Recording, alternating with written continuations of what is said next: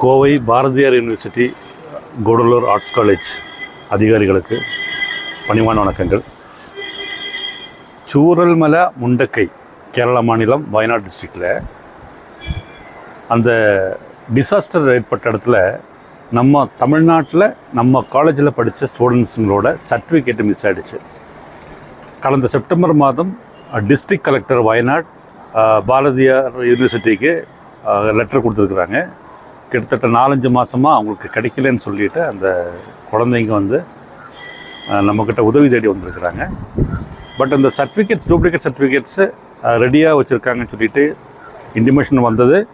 அதே சமயத்தில் 20,000 என்னமோ அமௌண்ட் வந்து பாரதியார் யூனிவர்சிட்டி கட்டணும் அப்படின்ற மாதிரி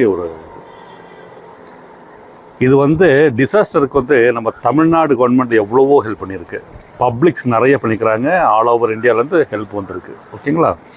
இது ஒரு நியாயமான கோரிக்கை. அந்த குழந்தைங்க வந்து சர்டிஃபிகேட் அவங்கள மிஸ் பண்ண கிடையாது. இது வந்து நேச்சுரலாக வந்திருக்கு. அவங்களோட ரொம்ப பாதிப்படைஞ்சிருக்காங்க.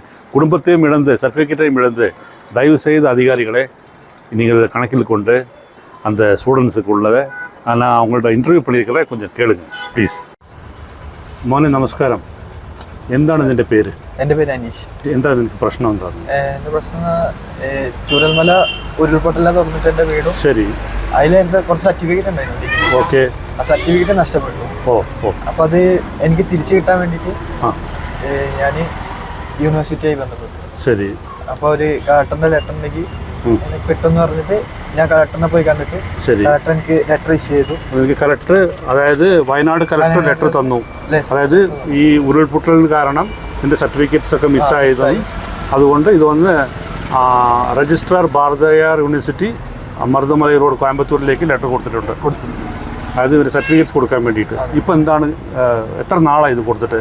ഇതിപ്പോൾ 9-ാം മാസം എനിക്ക് ലെറ്റർ ഇഷ്യൂ ചെയ്തത്. ശരി. ഇതിപ്പോൾ ഡിസംബറായി. ഓക്കെ. എനിക്ക് ഇതുവരെ ഒരു റെസ്പോൺസ് അവിടെ നിന്ന് കിട്ടിയില്ല. പിന്നെ എനിക്ക് എൻ്റെ HOD മുഖാന്തരം എനിക്ക് അറിയാൻ പറ്റിയത് അവരൊരു 20,000 രൂപ അടച്ചാൽ സർട്ടിഫിക്കറ്റ് തരുള്ളൂ എന്നാണ്. 20,000 രൂപ അടയ്ക്കണം എന്നാണ് അവർ പറയുന്നത്. ഓക്കെ. ഇത് അടച്ചിട്ട് എനിക്ക് വാങ്ങാൻ പറ്റൂ, പക്ഷേ അതിന്റെ ആവശ്യമില്ല. ഇവർ എനിക്ക് തരേണ്ടതാണ്.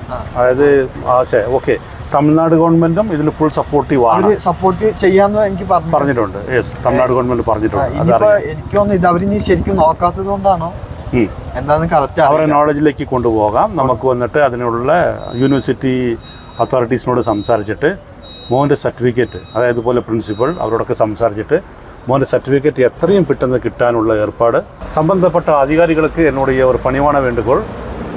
இந்த தம்பி இது போன்ற 2-3 மாணவர்கள் தங்களது கோர்ஸை கம்ப்ளீட் பண்ணிவிட்டு சர்டிஃபிகேட்டை வாங்கிட்டு போய் அந்த டிசாஸ்டரில் வந்து எல்லாம் லாஸ் பண்ணிட்டாங்க. இந்த லாஸ் பண்ண அவங்களுக்கு வந்து இவ்வளோ கிட்டத்தட்ட 3 மாதம் 4 மாதம் ஆகிட்டோம். அந்த ப்ராப்பர் சர்டிஃபிகேட்ஸ் இன்னும் கிடைக்கல.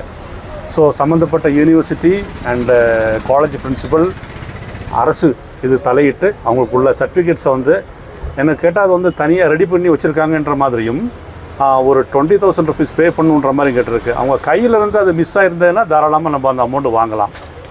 இது வந்து ஒரு டிசாஸ்டரில் வந்து எல்லாருமே உலகமே ஹெல்ப் பண்ணியிருக்கிறாங்க. இன்றைக்கி தமிழ்நாடு கவர்மெண்ட்டும் ஹெல்ப் பண்ணியிருக்குது.